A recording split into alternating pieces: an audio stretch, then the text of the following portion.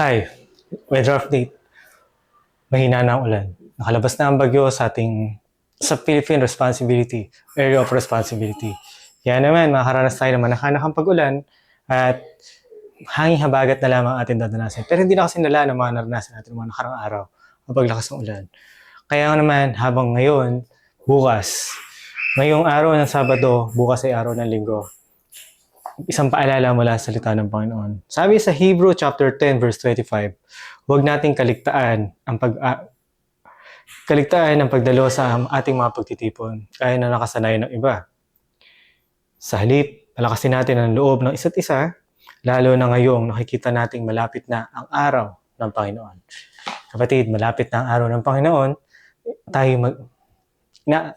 ni-encourage kita magsimba. Sapagkat kapatid, ang presence mo ay kalakasan.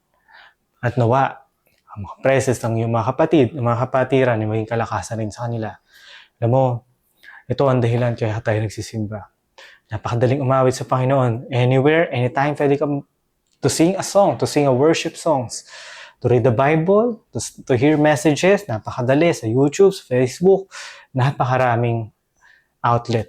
But, iba ang presensya mo kapag umaten ka sa bahay palambahan. Kalakasan ka, kapatid. Dalo ka. Sapagkat nawa, maging kalakasan ka at nawa, maging kalakasan ang mga kapatiran sa'yo. So yun lang, it's a reminder na we are the church. Tayo po ang mga church. Bawat isa, ang church. Tayo ang templo ng Panginoon at nasa atin ang Banal na Espiritu.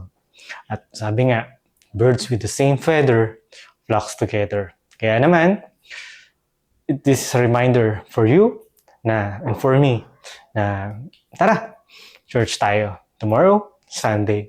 So yun lang. God bless. It's a reminder. God bless.